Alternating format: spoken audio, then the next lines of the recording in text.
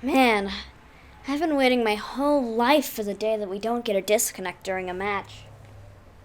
I'm sure it'll happen someday after all. Someday.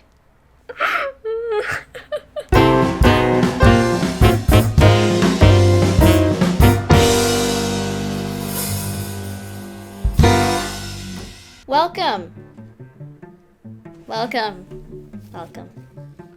Today, I'm going to be rambling about some random stuff that's been going on my mind about Splatoon. It is a bit organized, but not a conspiracy theory video that has a full script.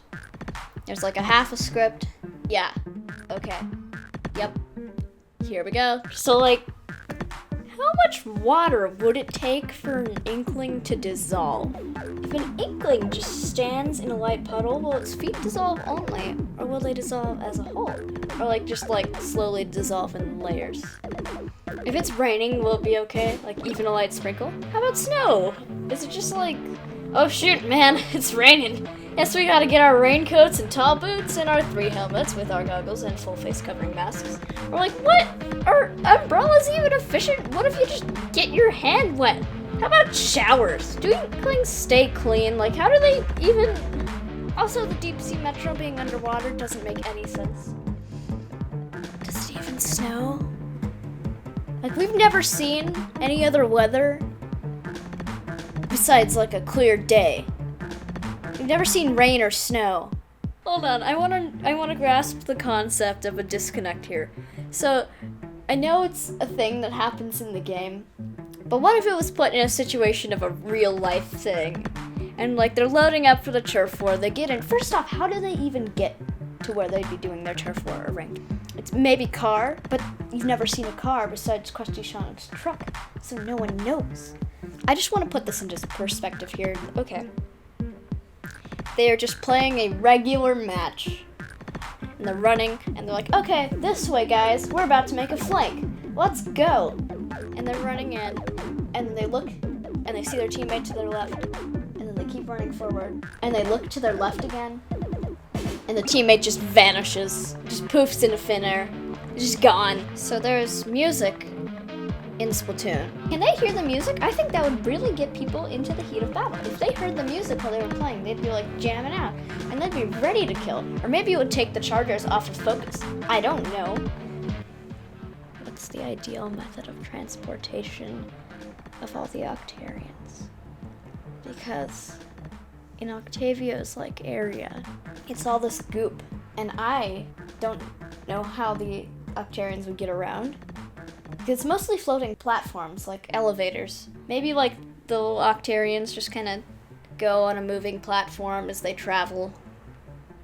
Get around, get comfy, guys. We're gonna be here for a while. Where do sea snails come from? The more I think about it, the more confused I get.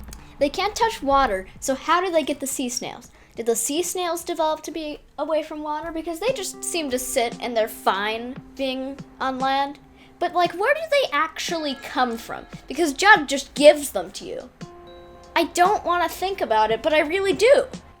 I want to talk about Mr. Grizz's signals. Because if you're quiet enough in Salmon Run, you can hear the signals coming from Mr. Grizz's boat.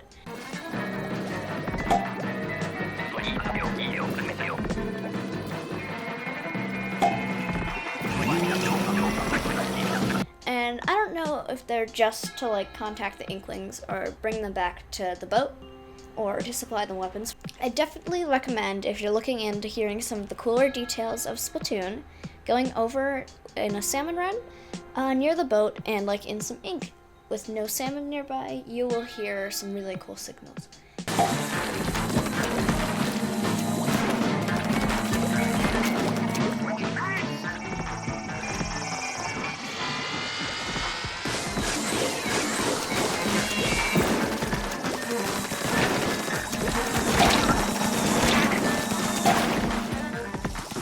And I want to know more about him. Maybe there's a conspiracy for it. Maybe it's just to contact the inklings. I don't know. I think it's cool. I'm rambling. Bye.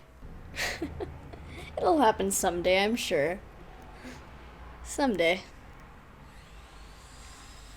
Why?